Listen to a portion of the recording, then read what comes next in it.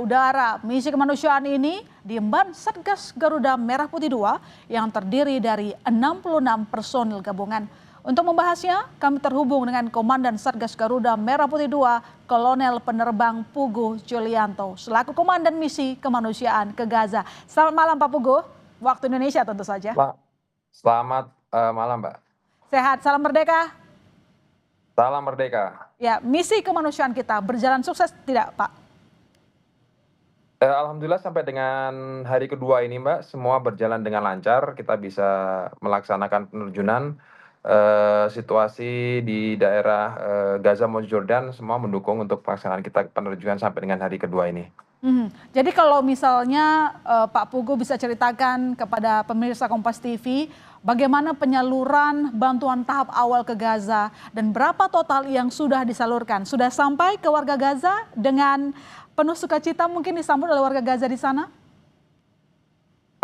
Jadi begini Mbak, untuk penyaluran bantuan kita ini sebenarnya ada atas inisiasi dari negara Jordania. Dia melalui Royal Jordan Air Force-nya berinisiasi melaksanakan Solidarity Path Operation.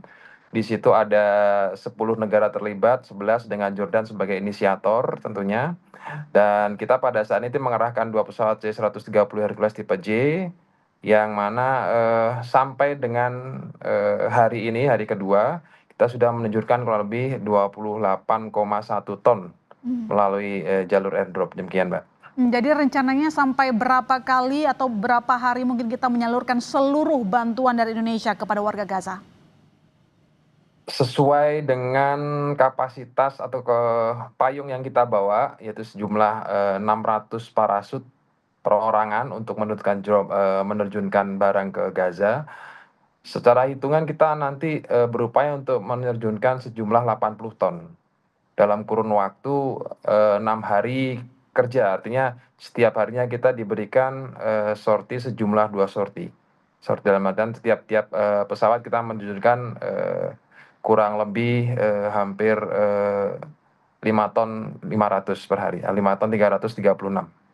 Demikian Mbak. Dan Pak Puguh, yang jadi tanda tanya juga rasa penasaran, kenapa metode airdrop yang dipilih? Apakah ini satu-satunya cara yang paling memungkinkan untuk dilakukan untuk memberikan bantuan kepada saudara kita di Gaza?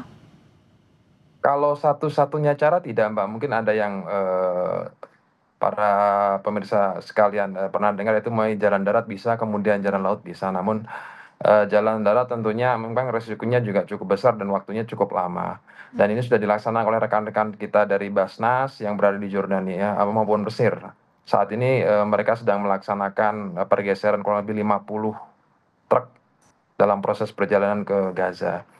Kalau dibilang kenapa harus airdrop, karena satu-satu cara yang memang cepat, efektif, dan mungkin mendekati ketepat pada sasaran, ya kita menggunakan teknik airdrop. Sehingga kita bisa masuk ke dalam area atau udara Gaza dengan cepat dan memberikan bantuan kepada masyarakat Gaza dengan secepat itu. Demikian. Ya, Pak Puguh, lantas bagaimana hitungan pemberian bantuan ke titik-titik tertentu? Karena kan kita inginnya bahwa bantuan ini tepat sasaran. Karena selama ini Pak Puguh, banyak yang jatuh ke laut atau daerah yang sudah dikosongkan. Jadi apa analisa dari kita sehingga bantuan itu benar-benar sampai ke tangan warga Gaza yang sangat membutuhkan bantuan? Dalam operasi ini Mbak, kali ini, operasi kemanusiaan ini, dari pihak Jordan Air Force sudah menentukan daerah penerjunan atau yang kita kenal dengan drop zone. Pada saat ini mereka sudah membagi menjadi 10 tempat yang sesuai dengan koordinat yang telah ditentukan. Itu salah satu cara untuk memastikan bahwasanya barang yang kita drop itu pada titik yang sudah aman dan sudah disteril oleh pihak Jordan Air Force. Nah, ada 2 cara atau dua metode ibaratnya dalam airdrop ini. Yang pertama itu ada guided airdrop atau yang airdrop yang dengan cara di guidance atau diarahkan dan tidak diarahkan. Tentunya dengan diarahkan ini memerlukan teknologi yang cukup tinggi, yaitu menggunakan beberapa yang kaitannya dengan penggunaan alat GPS dan sebagainya, namun sehingga cost-nya cukup luar biasa. Dan yang kita laksanakan di sini memang drop dengan cara tidak diarahkan atau dengan unguided drop. Sehingga mungkin perlu suatu kemampuan dari masing-masing penerbang ataupun pilot serta navigator untuk memastikan menghitung bagaimana dia bisa tepat sasaran pada saat di-drop di drop zone, demikian Mbak. Apakah memungkinkan juga kita bisa mendapatkan feedback misalnya kalau bantuan yang kita salurkan dari udara itu sudah diterima oleh warga Gaza, ada nggak hal seperti itu Pak Puguh?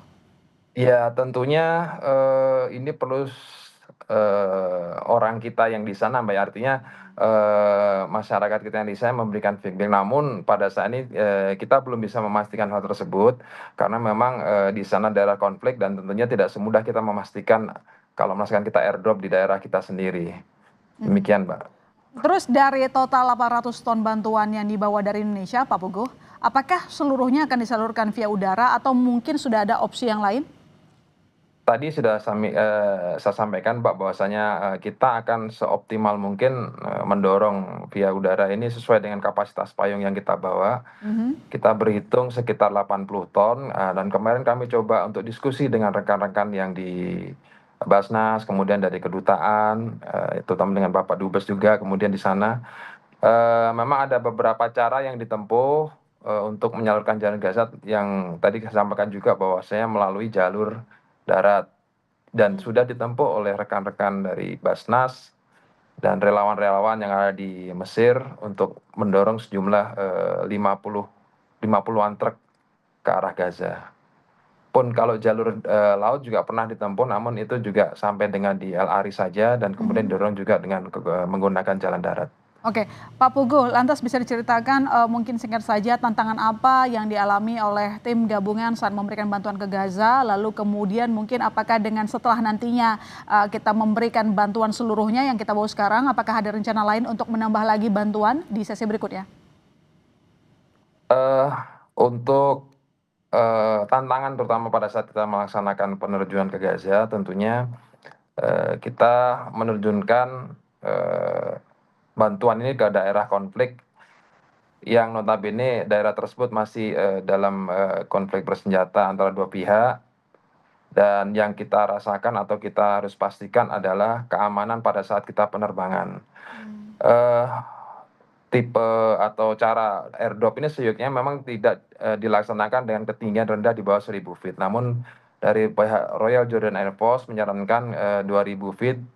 Kenapa? Karena untuk menghindari ancaman atau threat yang berasal dari bawah. Demikian sehingga kalau kita ada ancaman threat relatif dengan ketinggian tersebut kita aman. Kemudian yang kedua memang tantangan adalah penyediaan logistik karena ini membutuhkan waktu yang cepat dan tentunya logistik tidak semata-mata di package begitu saja, tentunya dengan package yang khusus dan spesial.